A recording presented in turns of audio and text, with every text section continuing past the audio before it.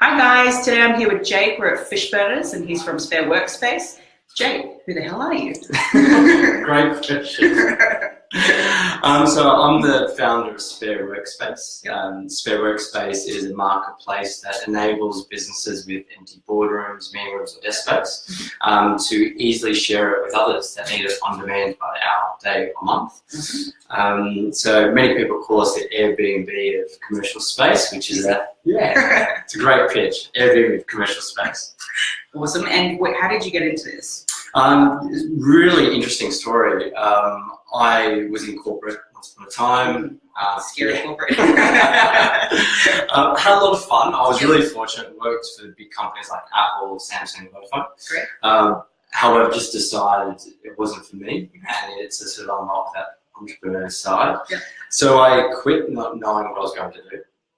And in the meantime, whilst I sort of discovered this and travelled the world, my brother and I decided to start an outdoor fitness company. Awesome.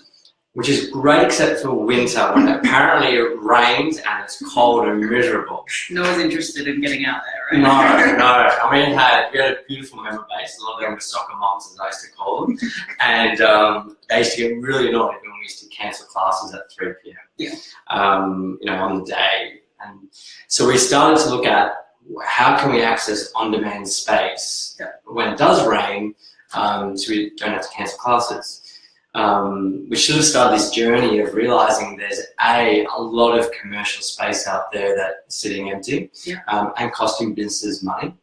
And at the same time, there is a huge demand for on-demand workspace, being able to book space when you need it. Yeah.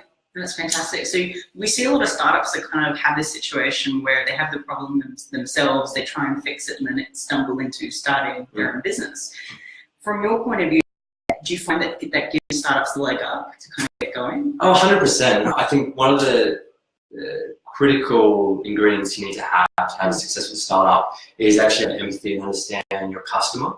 And I think if you were your customer at some point, you obviously have a lot of empathy. So I understood exactly, what I needed, the pressures I was under, how I was feeling at the time, also where I was looking, and where my mind went straight away. So, Google, Gumtree were the two sources. So there was a lot of IP just sort of examining myself and that process. That's awesome. And if you think about how you then got started those first couple of weeks then versus a bit of hindsight, some bruises and scratches along the way. How did you test out the theory and get started versus how would you start now knowing what you know? Great question. I think one of the challenges a lot of people have when they're in corporate is they're so accustomed to having, millions and millions of dollars. Process. Exactly. A lot of red tape, but a bigger team. Basically more resources to summarize. And I think when you leap into startup world or have your own small business, we don't all get $1 million marketing budget for free. I haven't got that memo yet, so maybe I do. I wish. Perhaps there's a VC out there that would give me $1 million, though, so by all means. So I think I jumped into it having sort of that mindset of corporate, and sort of take a little bit longer and because you need to research the nth degree. I did spend quite a bit of time sort of speaking to potential customers on both sides of the marketplace. A lot of coffees in Surrey Hills with all the different co-working spaces. You're shaking by the end of it. I discovered decaf. I'm like, where have you been all my life? But that was really good because I identified some other problems that I didn't realise existed in this market. It did take much longer, and part of me wishes that I sort of just jumped straight into it with just a bit of research and sort of launch something. Because sometimes you can overplan. And you overplan, time goes by, and you just miss a huge opportunity. So it's a bit of a balancing act. So what would you do now, though, in hindsight? I definitely would have launched probably in half the time. I would have put something quick and dirty, for lack of a better term, online. I would have focused on a smaller geography, for example, just Sydney, Metro or CBD, put a few listings on there, launched it, and really see where that took Spare Workspace. Instead, I was spending 10 weeks analysing different shades of red for our logo. So yeah, it's my poor family and friends. This red or this red, it's the same. My partner used to come home literally with I'd airplay a keynote, and there would be 100 slides, and I would, before I even say hello, I would sit down, Luke. You're now looking at every single logo. And it got to the point where I'm like, oh, I don't think I've pressed the space, but oh no way, I did. Oh, I think that shade is exactly the same. Like, literally mad. Fair enough. Well, it looks great though. So here we go. We've got great idea and great hair. Cheek. If I had $1 million, I'll throw it at you. Thanks, Christy. Love you, Christy. So I guess from that, are there tools out there that you would suggest or recommend to other startups to use to get that first MVP out as quickly as possible? Yeah, I think there's a combination of tools. I think a lot of the landing page softwares out there are fantastic. Literally you can create and launch something straight away. Right now I've thrown myself into lead pages. Great. Lead pages give me 12 months, I just mentioned to you. And they're great. They've got payment processor now available, on a landing page. So literally within 24 hours, you can launch something live. With that said, WordPress is always a go-to. There's actually a lot of WordPress themes that lend itself to marketplaces. Yes, they do now. With some fantastic plugins that can sort of complement that. So there's Share Tribe, Squarespace for other landing pages, e-commerce, Wix I've played around with now. Have you used any other ones in those? I've used Instapages and Unbounce. Pretty much any SaaS software that you can buy, I've pretty much tried. Free subscription, Yeah. Well, that's awesome. And so then from that point, once you got it together and had your first couple of customers, what was that experience like? It was quite daunting actually, because I think you go through this process of like building, wireframing, you're talking to in customer feedback, and then you get to a point where it's like, okay, go time. And it goes live, and then you sit just wait. And then all of a sudden someone books or someone lists their space, and it's sort of turning that theory into practice, I guess. For us, we had a really interesting journey. When going back to the research piece, so talking to co-working spaces, I uncovered a huge issue, and that was a lot of them need software to manage their space. So they looked at our software and went, wow, this is incredible. We'll list, but we'll also use this to manage our existing members. Great. But can you also add this feature, this feature, this feature? And I went, yes, anything else? So we sort of bloated our platform. And so our platform was quite sophisticated for a first version. So we went out in market, and we kind of not lost our way, but we kind of went down a different path. So when I first envisioned Spare Workspace, and to what we actually launched was very different. So less than there, what would you say would be? I think stick to one problem, one solution. The power of no. And I've just learned this power of no. Incredible power. Who needs a flower even to say no? I discovered that we were trying to solve too many problems. And with too many solutions, the messaging market was really, no one could really articulate it well. I was having all these different conversations and trying to accommodate everyone. And it wasn't until Christmas 2016 that I realized this is not what our vision was. This is so different, and we haven't pivoted in a way that was a positive way, I guess. So I ended up stripping of, the 100 features, stripped it back to about 10 core functions. They worked incredibly well, reset the vision and the direction, and then we sort of went from there. So sometimes it's a good thing if you're pausing the business, you're assessing what's there and actually ripping the guts out or things out that aren't needed. It takes a lot of risk and also courage from a founder. What was your thought process around that? I think to summarize it, one of my best mates said to me this one little quote just this past week. I think this summarized that whole period. in order to speed up, sometimes you need to slow down. Yeah, that's good. And I think slowing down, going to Christmas, taking my foot off Christmas the ham. Yeah, a bit of wine. I sort of could take a step back and went, okay, this isn't working. We're now heading into this direction. All our strategy and all the planning and the business plans and so forth don't really lend itself to this new business. Yeah. So very quickly just made these big decisions and then went, okay, let's go, and then sped up again.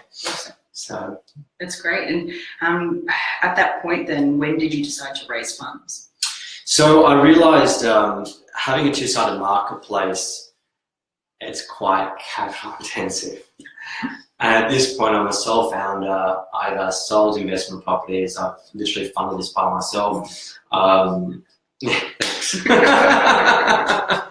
Should check me into the mental asylum, I think. Well, you're matching the walls. Yeah. This is actually my prison cell. Walls. It's on brand. I found that's where we were, because we about padded cells. Raising funds, you self-funded, so you bootstrapped to date. Yeah, so decided actually going into Christmas that in order for us to really give this a good go, to really help the customers that we wanted to help, we needed to raise a bit of capital. Yeah. There was a bit of a land grab. It's all about speed to market, get there before anyone else does. I felt like we were onto something really exciting and new for the Australian market, and there was a huge opportunity at hand. And I thought if I saw that opportunity, there would be some investors out there that would also see it. Yeah. And so I started in October 2016. It took me 12 months to actually initial pitch to closing. Yeah. Quite a long time in startup world, especially when you're trying to fund it. Yeah, 100%. Definitely. So what would be your learnings from that? How would you have done that differently in hindsight? First and foremost, I actually would have sat down with people that have done it before. Yeah. And people that have probably done it quite recent because the experience is fresh. Definitely. And I would have sat down and said, please tell me from A to Z, what does this process look like? What are the traps I should look out for? Yeah. Even simple things. What documents do I need? And we spent thousands and thousands and thousands of dollars in all these agreements and so forth. And in hindsight, we probably should have had them done in the beginning based on our terms and issued them out, as opposed to just trying to merge two documents and things like that. So A, definitely talk to someone that's done it recently. Yeah. B, just like you do with your customers, actually have a target audience set up for your investors. Yeah. Identify who you want to invest, not just get money from anyone. Yeah. I was quite fortunate. The investors that we have now are incredible. Yes. Incredible source of wisdom and experience. Can you talk about who they are? Or? Yeah, by all means. So we have Brisbane Angels. We also have a few Melbourne Angels and a few private investors in Sydney. Right. So a great group of people. Access to a huge network, which has helped. Yeah. We've also received funding from the Queensland government, so they're also a shareholder, which is quite interesting. But yeah, so I think we've got a really good group of investors that are really supportive. That's fantastic. And from the moment of, yes, let's do this, to then getting cash in the bank and then actually having to deliver, which is probably the hardest part. What did you go through mentally? It was incredibly tough. Yeah. Incredibly tough. Not many people know this story, but I might as well share it Facebook Live. It got to a point at Christmas time. My partner was finishing up a med degree, which in itself only takes 5 minutes. Yeah, nice and easy. A couple of hours a day, done. Yeah. So my poor partner was, trying to finish this med degree. We were living in Brisbane as well, so didn't really have our support network. We're both from Sydney, and we got to a point where financially it was really tough. I'm trying to raise this capital, have all these conversations with investors. Got to a point where I was working at a call center, earning $20 an hour, selling a dream over the phone. even like a few weeks in, we even Airbnb'd our apartment and slept on our neighbour's floor one weekend just to make ends meet. So it's quite a emotional journey, and it doesn't just impact you. It's your partner who comes along with you. 100%. Yeah, what an idiot. Don't give him an hour. But that, blood, sweat, and tears, and you're doing whatever it takes. That's you don't see that in a lot of founders. So it's credit to you and your partner for going through that to, hopefully being in a much more exciting spot that you are today, right? Yeah, sleeping in a bed, right? Yeah, we've upgraded. I've got a mattress. What? No, you don't hear about all these kind of stories that people go through, right? And that's why it's fantastic that you'll talk about it, because people think they're going through it alone. They don't realise that it wasn't even Airbnb, they sold cereal to try and make ends meet, and credit card debt through the roof. So well, it's funny, like I'm listen to Airbnb story, there's a lot of similarities. Which kind of gives me hope that I will be at Airbnb. Maybe bigger. Bigger, that's it. Bigger and better. I'll buy them. Hope someone's listening. But yeah, it is really tough, and I think a lot of people see the shiny, bright side of startup world, but it is really tough. It will stress test you as a person, as a founder. For me personally, it made me question, am I doing the right thing? Is this what I really want to do? And, there wasn't a shadow of doubt. It was always, yes, I'll sleep on my neighbour's floor to make ends meet. I'll pretty much roll up my sleeves and make this work. And I believe in the business. I believe in what we're doing, and I believe we're going to be the next big thing. Which is fantastic, and something that's not spoken about a lot in the industry as well is mental health. How do you create that headspace for yourself? Everyone talks about exercise, meditating, etc. What do you do for you? Really good question. Quite timely as well. It's I think one thing that's really hard is you can find something that works for you, but actually developing a habit, keeping it around that's probably more the challenge than anything. I make sure that one thing I've imposed this year is once I leave the office, that's it. I don't work at home. There's always the exception. I receive emails from you. Damn iPhone. But no, I really try and drop everything once I leave. And I think that allows me to decompress, going back to that whole slowing down to speed up, allows me to have time with my partner and family.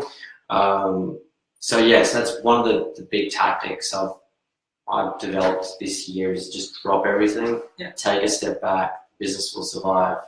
But a bit of a shout out to Peter Ellis and Aaron Berkby up in Brisbane.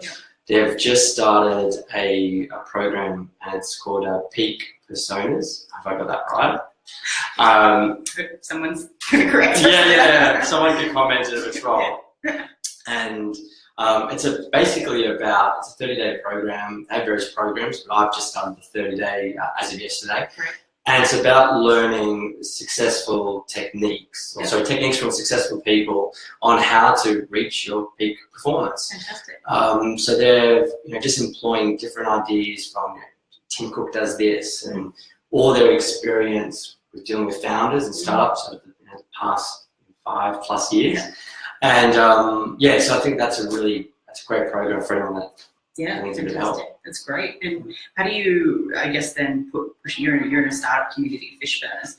How do you kind of assist other people kind of figuring this out? Because it's a team effort, to kind of pull somebody out when they're in the space. Have you experienced that as you're here? Yeah, absolutely. There's a few people in the space that I personally sort of just go, how's things? Yeah, which is important for everyone to have each other's backs. Yeah, and I think it's nice knowing that someone's there and gets it, going through it with you. Being a sole founder, that can be really challenging because you don't really have anyone else to lean on. No one's experiencing that moment with you. So the guys here at Fishburners, we, on Fridays, for example, we've just started a solopreneur, solo founder. Yeah, coffee catch up. What time's that? Where is it for anyone else? 10:30 Fishburners. And that's been great. It's only new, but it's allowing people that feel a little bit isolated because they're doing it by themselves, to join a group of people and share the war stories, but also help one another. Fantastic. Well, so far it's been pretty good. So. That's awesome. And so then what's next for you guys? Where are you heading? World domination. Yeah. Watch out, everything. No, look, for us, we're hitting some amazing numbers at the moment. So we are definitely looking at scaling as quickly as possible. So we definitely will be looking at raising more capital on the Series A later this year. So any investors out there would like to get in touch, by all means. But for us, really, we just want to continue to build our marketplace on both sides, help our customers every single day. The one thing that gives me that big smile is when we've helped a customer find a meeting room for their boss last minute. They're running around, they can't find anything, and we've got space for them to book. So, just continue with our customers. So then, as a solo entrepreneur, I'm going to say a joint word. What's your best hack for being able to get the right sort of contractors or freelancers to kind of assist you to be in many places at once? A really good question. Look, I've been incredibly fortunate. I've had a wonderful team support Spare Workspace. With that said, we've had a few people come and go, for various reasons. It's just part and parcel. Not everyone's going to be a right fit. And also, it's a time of the business as well. Sometimes, in the early days, we hired someone to do AdWords when we didn't really have enough money to pay AdWords, let alone have someone manage our AdWord account. So it wasn't the right time. I think referral is probably one of the best sources to find talent, especially people that are like-minded or have a similar startup to you. So accessing, Facebook groups, and I won't mention any big groups, but a lot of Facebook groups, co-working communities, and talking to people there. Obviously, you've got the Outworks and freelancers of the world. The other thing I noticed as well is actually getting referrals from existing freelancers that you're working with. So, one person I hired in business was helping with AdWords. They actually referred to me to some developers who has helped us develop. That works well then. And when you're hiring people, full-time employees, how have you gone about that? How do you instill that culture or relay what your culture is to make sure that you're getting that right fit? I think it's really important to have your values set, your mission, so everyone's on the same page, and really defining not only the mission but also how you're going to do it as well. I think a lot of people go, these are our key values and this is our goal and our vision, blah, blah, but they don't sort of define, okay, this is how we're going to get there, and sharing that. So I think once you've set that in place, I think a lot of people hire too soon as well, and I think that can damage businesses in various ways. So I think once you've got your values and mission, understanding the people that you need to get to that point, putting in the processes, and then going and hiring those people and making sure that they fit. Those three. I was extremely lucky. Our first employee actually interned for us. So we worked quite closely together. Got a really good insight of who she was as a person, and she was just incredible. She's just one of the most beautiful people you'll ever meet. Hardworking, incredibly professional. Always did more than what you'd expect. So it just turns out when we're looking to hire someone, you knew exactly where to go.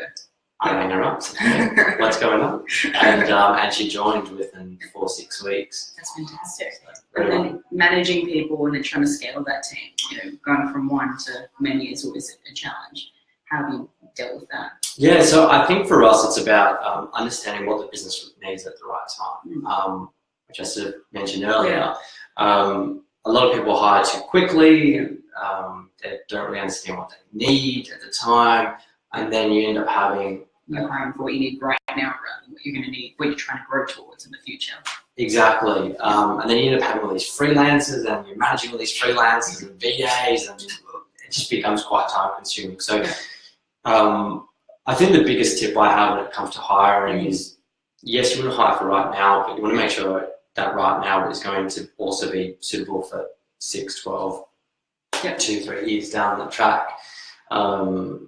Because whoever you hire today is going to hopefully be with you for a long time. Yeah, that's great. And tools, there's so many different apps and SaaS platforms and free trials out there for different things. Besides Tammy, of course, what are your favorite go-to tools at the moment? I'm a huge fan of Drift, which is a live chat. We've switched to back and forth with them, so I'm obsessed with them, and then we find something else, but then we'll always go back. Drift, without a doubt, as well. Why do you go back? Their functionality. They've got a lot of unique features built into their platform that allows us to talk to our customers like no other platform. Yeah. That could be a good tagline for them. Absolutely. But yeah, Drift, without a doubt, is one of the key products we use. I love Segment. Yeah. Segment has saved our business thousands and thousands of dollars of just dev work. My developers love it because I'm like, hey guys, can we use this like Segment? Yeah. So Segment definitely is a key tool. I think the other tool that we've used over the past 2 years is Autopilot. Yeah. So for email automation and SMS triggering and so forth. Great. It's another great tool. But one recently, which I've fallen in love I'm obsessed with it, is called Full Story. Yep. And 100% stalkability. It's just next level, Jen. Like I've been talking to customers and I'm like, oh, 1 second. So it looks like you may have done this. Like, how do you know that? I'm like, it's magic. But no, it's been great. Even just, so for those that don't know what it is, basically allows you to, it's like Gogglebox, but for your website. It's a great show. Yeah. So you can actually watch your customers interact with your platform. Yeah. And, which is great because you pick up a ton of UX issues. Yeah. You can very quickly identify bugs. Yeah. The amount of times that customers would screenshot things, send it to you, and none of it made sense. Yeah. Then you realise they were screenshotting the wrong page. Yeah. Things like that. Whereas this just gives you that live view of what your customer's doing. Which is great. My developers are obsessed with it. I'm obsessed with it. I love you, Full Story. So there's a free plan as well. Full Story, you get a rose. That's fantastic. And so then I guess from where you're at as a leader, how do you keep evolving and making sure that you're always learning and ahead of the curve for your team? Besides Full Story. I think what's really important is not only checking in with your employees, see how they're going, but also get them to almost check in with you and for them to let you know how they see you going, if that makes sense. So 360 feedback. Yeah, 100%. And that would have been the quickest way to explain that. But yeah, so I think getting feedback from others is really important. Yeah. Employees, freelancers. Do you have mentors? I do, and I'm lucky because our board, we have 2 incredible people on the board that are both role models of mine. Okay.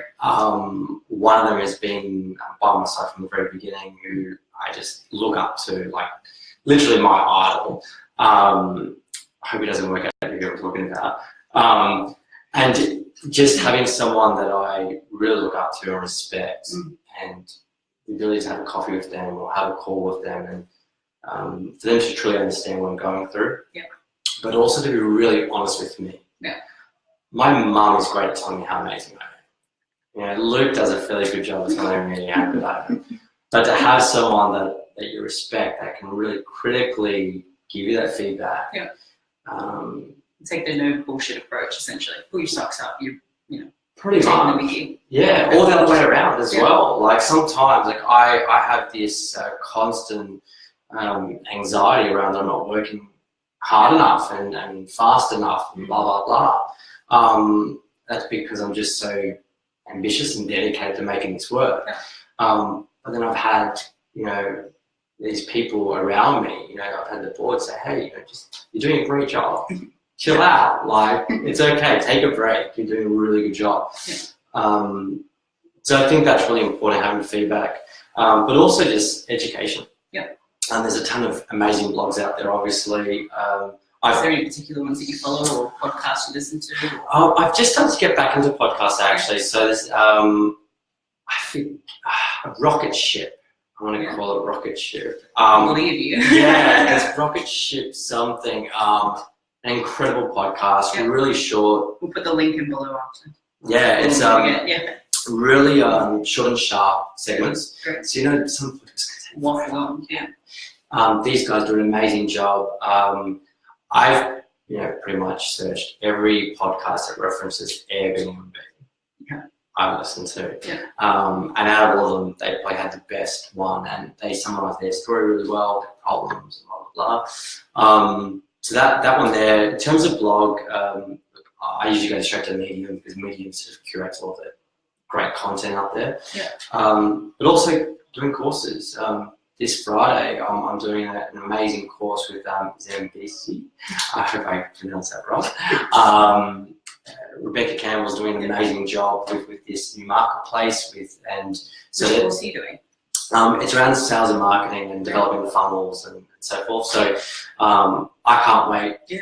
And for me, it's about investing my time doing this course and then being able to take those key learnings back to the business. That's awesome. And if this is a question I ask everyone, if you could have a superpower, what would it be? Always puts people on the spot. Well, full story is giving me so many superpowers. So, it's like X-ray vision. I love to fly. Yeah. So I think actually the ability to fly whenever I want. Yeah. And just so I can just go, you know what, I'm out. Fly to Hawaii. Definitely the ability to fly. That's really exciting. So how can people better support you then? Wow, that's a really good question. Thank you. Look, I'm look at the camera. If you know someone that has a spare boardroom, meeting room, or a spare desk, tell them to go to spareworkspace.com.au. We have in so much demand and not enough space, which is a great problem to have. Yep. So if there's people out there that want to make a couple $100 on putting their boardroom onto our platform, by all means you can do it. But also letting people know. We have a lot of recruiters, lawyers, trainers, EAs, PAs, office admin staff that love Spare Workspace because it allows them to get on with their day by just being able to go onto our platform, search what they're after, book it. You get on with it. Exactly. Yeah, that's awesome. And what can people reach out to you for? Look, I'm an open book, as you can tell. Okay. So anyone that I guess is related to my story and would like to have a coffee and have a quick chat about what they're going through and get advice, more than happy to give back. How can they reach out to you? Well, by all means. LinkedIn or? Yeah, look, LinkedIn is always a great way, so by all means go on LinkedIn. Otherwise, I believe I'm tagged on here, so send me a message through Facebook as well. Whatever I can do to help you guys out there, I'm more than happy to help you out. Thank you. Thanks for being so honest. Well, thanks for coming, or thanks for letting me hijack your day, but enjoy your afternoon, gang. See you next time. Bye.